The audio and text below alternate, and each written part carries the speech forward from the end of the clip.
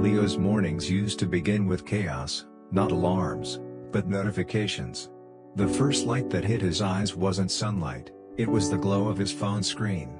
Messages, reels, memes, each swipe delivered a quick burst of pleasure, a cheap hit of dopamine. He'd scroll until the clock screamed at him to rush for work. By the time he reached his desk, his mind was already exhausted, overstimulated before the day had even begun. He wasn't lazy, he was fried. Every time he tried to focus on his job, his brain begged for a quick escape, a tab, a video, a text, anything. His attention span felt like shattered glass. One night, after yet another day lost to distraction, he searched, "How to fix my brain?" Among the results, one phrase caught his eye: 72-hour dopamine detox. It sounded simple. No screens. No social media. No music. No processed dopamine. Just quiet. Leo scoffed at first, but desperation makes strange ideas feel reasonable. He printed out the detox rules, placed his phone in a drawer, and began day one. The first few hours were torture. His hands twitched with phantom phone vibrations. His mind felt empty, restless, and hungry for stimulation. Every few minutes, he caught himself glancing at where his phone used to be, like a smoker reaching for a pack that's no longer there. By evening, silence became deafening. Without digital noise, his thoughts echoed back with brutal clarity, unedited and uncomfortable. He realized he wasn't just detoxing from dopamine, he was facing himself.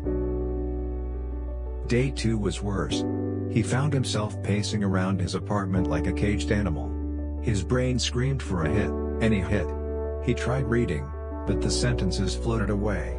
Cooking felt boring. Even music seemed too stimulating. He sat on his couch and muttered, "How did I end up like this?"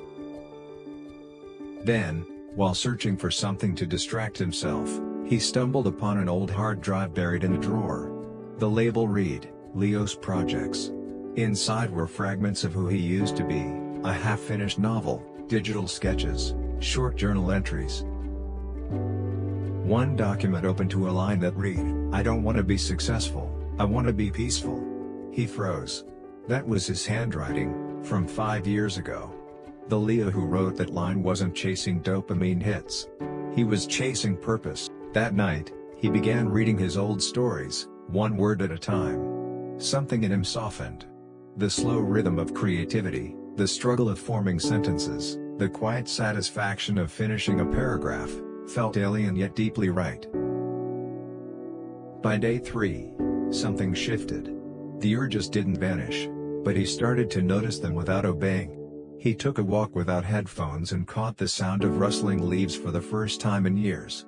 He noticed the hum of life beyond screens, the smell of coffee, the warmth of sunlight, the rhythm of his own breathing. When the detox ended, he didn't feel cured. He still wanted his phone.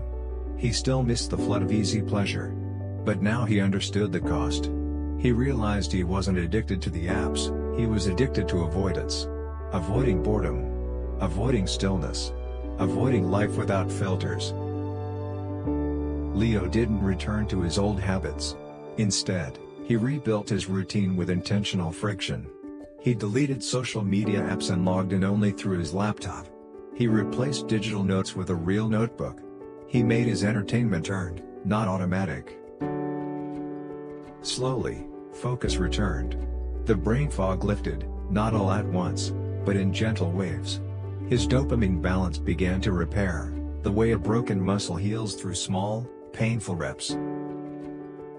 One evening, Leo found himself writing again. Not for likes, not for views, but for the slow joy of creating something real.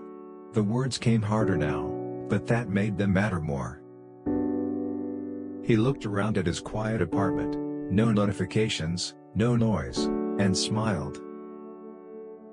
He whispered to himself, "Maybe happiness isn't something you chase. Maybe it's what's left when you stop running."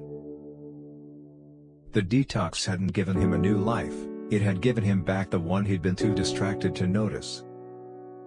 And as the night deepened, Leo finally closed his laptop and just sat there, content in the rarest silence of all, a mind no longer in debt.